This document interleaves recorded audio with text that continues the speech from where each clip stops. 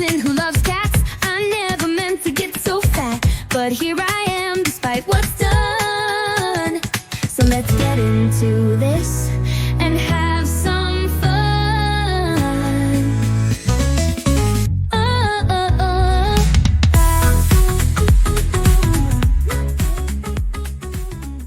Meow meow. Good evening. It's still Bank Holiday Monday, but now it's the evening. I say this every time. Oh, it's only a quick video. I really will try and make this one quick. I've just been having some conversations with people just about stuff, and one of the things that I've been talking to someone about is little tips and tricks, I guess, to stay on track when you're trying to change your lifestyle, change what you eat and stuff, because it is really hard. It is really hard. Now, I am not, would it surprise you to know that I'm not a weight loss guru? But I have managed, goodness me, I'm now in my 4th month of my current program. So yeah, it's working. And I'm beginning to see really positive results, not just on the scales and not just in my clothes, because I've had to buy new jeans.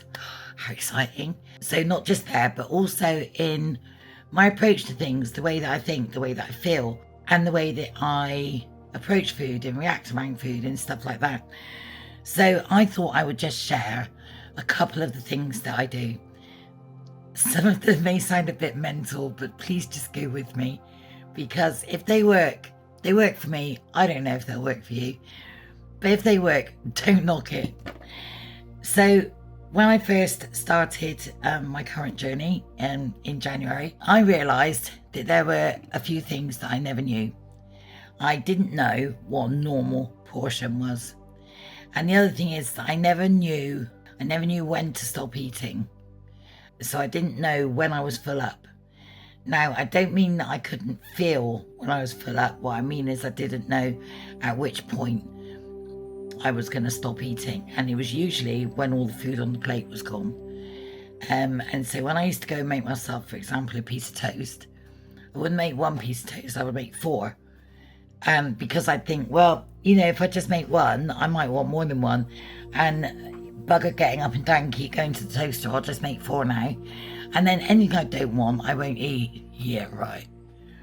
So of course I used to eat all 4 pieces of toast. And to be completely honest, I was probably 4 after the first one. Maybe, definitely after the second one, really didn't need the 3rd and 4th, but I would still eat them. So one of the things that I started doing was having a little conversation with my brain and my tummy. So the injection I take, one of the things it does is it slows down your digestion. So you feel fuller for longer. So I used to get this kind of little thing in my brain. It would go, hey, I really want a cheese toastie. And I'd be, okay. And carry on. Cheese toastie, can you imagine it? Golden brown cheese dripping out the edge. And I'd be like, right, okay, hold on. And I'd speak to my tummy, do you want cheese toastie? Are you hungry? And if I really focused my thought, this sounds so mental. Can't believe I'm saying this. If I really focused my thought on my tummy, forget my brain, shut it up for a minute, think about my tummy, how do I feel? Is it empty? Do I have hunger pains? Is it hungry? Does it need food? So, hey tummy, do you need any food? 99 times out of 100, the answer would be, no, I'm all right, I'm okay. I'm still feeling quite full from the last time we ate. In which case, I then go back to my brain and go, no, out of luck. No cheese toastie, I'm afraid. Tummy says no. I had soon learned that my brain is a little bit like a toddler. And it would scream and it would throw tantrums and it would keep throwing things at me. What about a cookie then? Can I have a cookie? Well, how about some chocolate? We haven't had chocolate for ages. And the answer would always be the same. And like a toddler, it learned very quickly that it's not going to get its own way. I guess what I'm saying is I started listening to my tummy rather than my thoughts. So that was number 1. Number 2, which was very important, was self-love. Now, if you've watched any of my previous videos, you'll know that I go to see a very, very good friend of mine every 2 weeks called Charlie. She gives me massage and Reiki treatments. And she's helped me with this. We've done a couple of little meditations and visualizations. And basically, when I told her I had these conversations with my brain and my tummy, after she'd finished laughing, she said, maybe you need to love those parts of your body a bit more. And I went away and I thought about this. I go down rabbit holes, it's what I do. I would do if I could fit down them, but you know. And I thought, do you know what? She's right. For probably the best part of, well, I say my conscious life, because I don't think I really thought about how I looked when I was like 5 or 6 years old. So let's say for the best part of 50 years, I've hated my stomach. I've hated the way it looked. I've hated the way that I felt it controlled my life. I hate the shape of it. I hate the size of it. I hated the way it sticks out and stops me from, you know, wearing the clothes that I want or whatever. And gets those horrible indents in them where your trousers are too tight and things. And so I started consciously loving those parts of my body a little bit more. So I started being grateful for my tummy. My tummy is 2 parts. I've got my tummy inside where the food goes, and I've got the fat on the outside, which you can't actually see because I'm very strategic about where I put this camera. But you've got, I'm sure you can imagine it, the fat on the outside. So I'm grateful for the tummy on the inside, because the tummy on the inside does all the hard work. I failed biology O level, so don't ask me what goes on. But that does the work of taking the food that I eat, sorting out what we need to use and keep, and getting rid of the rest. So I'm grateful for it, and I'm kind of grateful that I've learned to listen to it. So it feels a bit like a neglected child who wasn't listened to for a long time, and it's finally found its voice, and it's not a rumble. Yeah, it's finally found its voice, and I'm beginning to listen to it. I'm also grateful for the fat that surrounds my tummy. I know that sounds odd, but I'm grateful for it because this is what enables me to be able to eat the lower amount of calories and be in a calorie deficit, because that fat is being burned up, is being turned into energy. So those stores of fat, while they are rather excessive, and I shouldn't have let them get quite so excessive, they are now being used to give me energy every day. So I'm going to have gratitude for them, and gratitude when they start getting smaller. I know you could do this for every organ in your body, but I'm just going to do another 2. Kidneys. So I imagined my kidneys as being these parched little things in the middle of a desert going, please, can we have something other than Diet Pepsi and Starbucks? And I'm not very good at drinking water. Just not good at it. I have to really, really consciously, make myself go and do it. Otherwise I forget. And I do just drink Starbucks and Diet Pepsi. So I started drinking some peppermint tea, chamomile tea, because I know that's better than the stuff that's got the caffeine in. And I started drinking water, and every time I drank it, I would kind of imagine these poor little parched kidneys in the middle of the Sahara getting that water. You know how it feels when you're in the summer, really hot and you're really parched and really thirsty, and you get that first mouthful of water. And I imagined that's how they were feeling, and so I kind of gave them love. With every sip of water, I was giving them love. And then there's my heart that has, I don't mean my emotional heart, my physical heart, which has been beating for 55 and a half years. Thank God. Please don't stop. Not right now anyway. Let me at least get this video done. It's something I really take for granted, and we do, don't we? Like breathing. You don't think about it. You just take it for granted. You go to bed at night, you go to sleep, worrying about this, that and something else, and thinking about everything under the sun. Don't give one thought to your heart that's just keeping going and keeping you alive. And I've never looked on the inside of me, but I would imagine that many of my organs are probably surrounded by fat. And I do know that my heart has had to work extra super hard to get me around for the last X number of years. I've always been overweight, so it's had to work extra super hard. So I show gratitude for that, and every time I eat something which is not high in fat and which is good, which is most of the time now, I have to say, every time I do that, or if I get a little, I really want I don't know, cod in batter, because that was just mentioned, cod in batter, then I think about my heart, and my heart's going, no, please don't have it, because yeah, we're reducing the fat around me, and I'm suffocated by it, and please let me breathe. I am a very visual person, I have to say. I always kind of visualize things. All my teddies used to talk to me when I was a child. So I am a very visual person, but that really helps because it makes me think. When, as a foodie, for me, I used to say to people, I eat like a Labrador. I don't look at what I'm eating, I just go, and it's all gone. And I couldn't even tell you what I've eaten. And I think when you eat on impulse like that, when you're just shoveling food into your mouth, or when you just love food and you just love eating and you're just eating it, you're not thinking about the effect that that's having on your body. Now, I know that a doctor would tell you, you must think about, you are what you eat, and you must think about the effect food is having on your body. I'm not a doctor, but what I'm saying is that I don't think of it in a medical sense.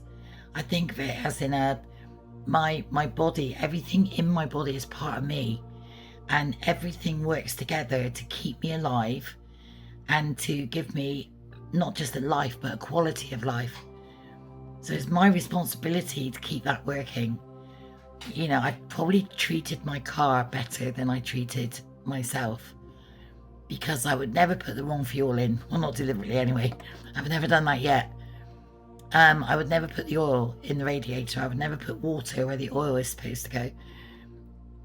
So in a lot of ways, I probably treated my car better than I treated my own body. And yet the car is replaceable, and this isn't. So those are just a couple of little things that I do to keep me on track. The last thing I'm going to say in this video, when I started this new journey in January, let's just say when I started this year, because I'm getting fed up with saying that phrase. When I started this year, I had very strange concepts over what was good and what was not good. And again, this is something that Charlie helped me with some visualizations and meditations. There were certain foods that I classed as good, certain foods I classed as naughty.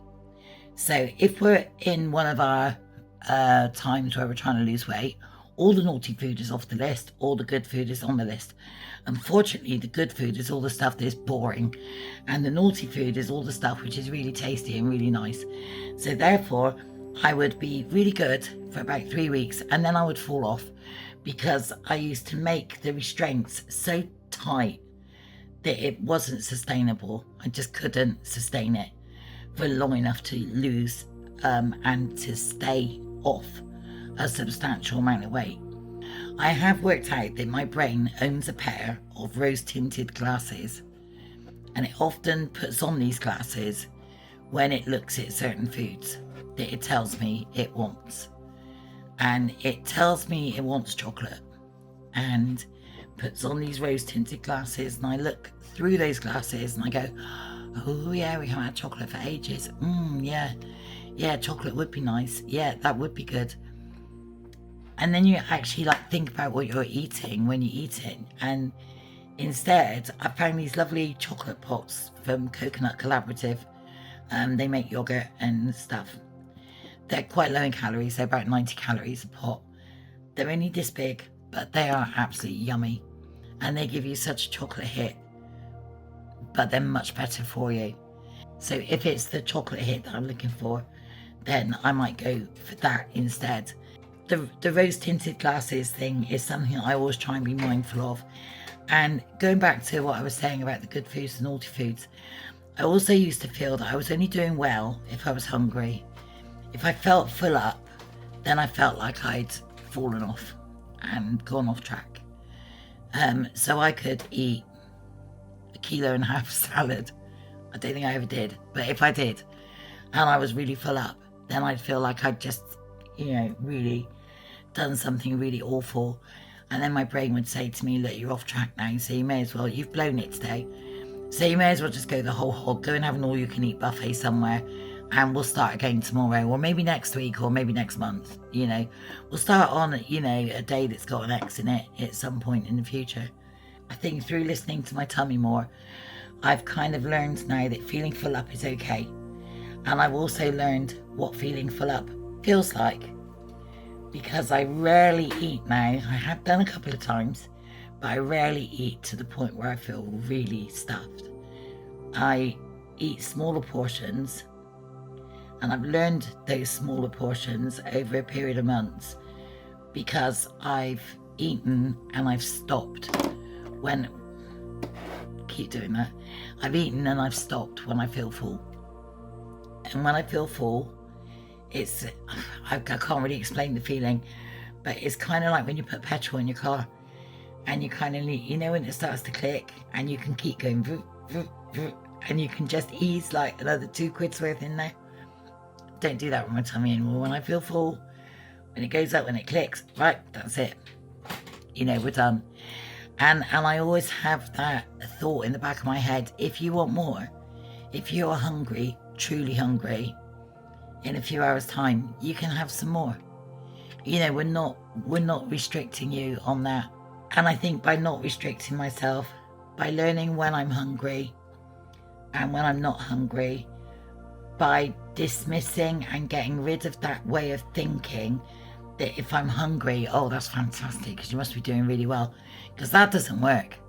You can stay like that for a few hours. I mean, I've done it before and been like that for a few days. I've not eaten for like 2 or 3 days.